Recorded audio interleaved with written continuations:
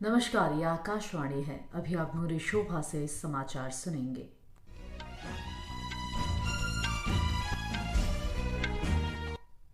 पहले मुख्य समाचार।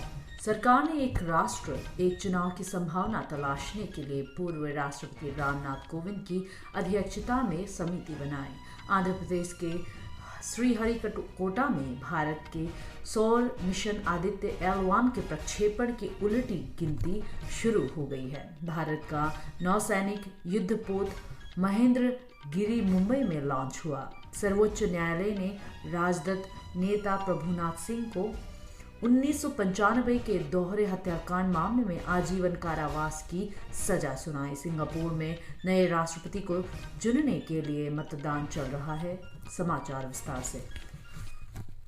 सरकार ने पूर्व राष्ट्रपति रामनाथ कोविंद की अध्यक्षता में एक राष्ट्र एक चुनाव की संभावना का पता लगाने के लिए एक समिति गठित की है। जयपुर में मीडिया से बातचीत में संसदीय कार्य मंत्री प्रहलाद जोशी ने कहा कि इस बारे में विचलित होने की आवश्यकता नहीं है, क्योंकि इसे लागू करने से पहले विभिन्न स्तरों पर चर्चा की जाएगी। श्री जोशी ने कहा कि वर्ष 1967 तक लोकसभा और राज्य विधानसभाओं के चुनाव एक साथ हुआ करते थे।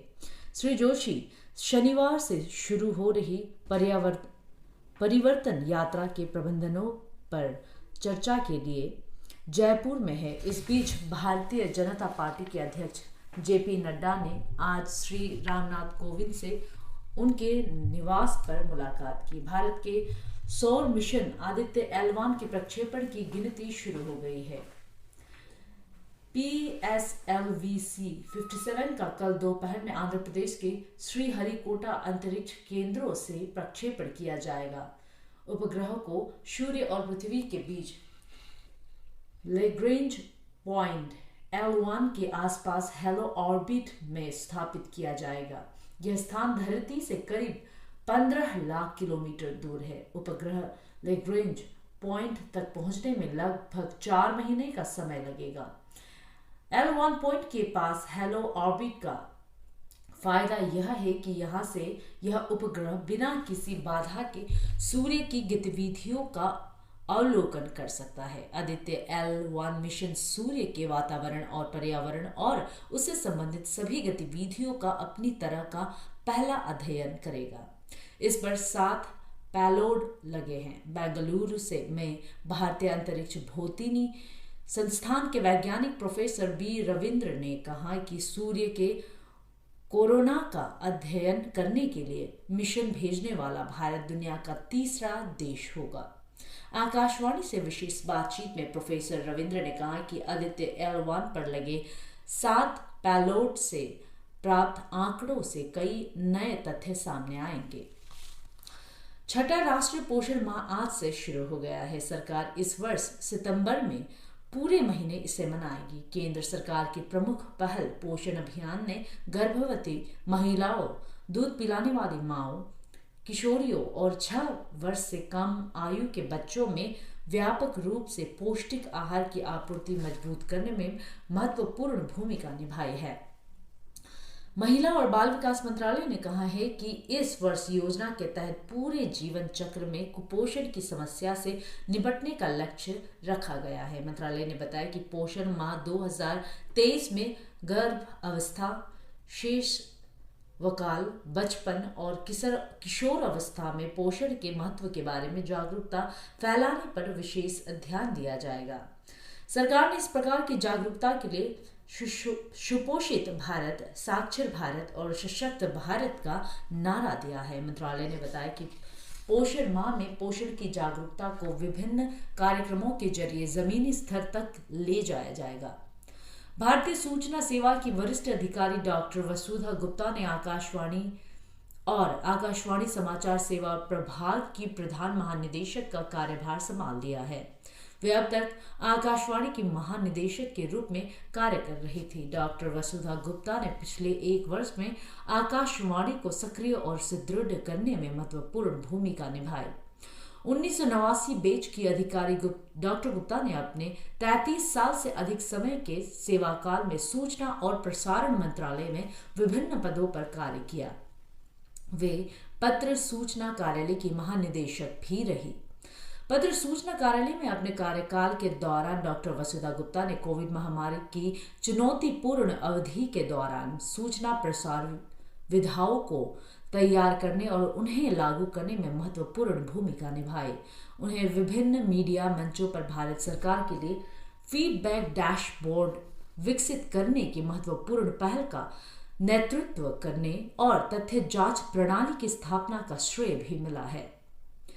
डॉक्टर वसुधा गुप्ता ने भारतीय प्रौद्योगिकी संस्थान दिल्ली से वित्त विषय में पीएचडी की डिग्री प्राप्त की। उन्होंने आकाशवाणी समाचार में अपर महानिदेशक के रूप में कार्य करते हुए क्षेत्रीय भाषाओं में सोशल मीडिया प्लेटफॉर्म की शुरुआत करने में महत्वपूर्ण भूमिका निभाई। उपराष्ट्रपति जगदीप धनखड़ की पत्नी डॉक्टर सुदेश धनखड़ ने आज मुंबई में युद्धपोत महेंद्रगिरी का जलावतरण किया।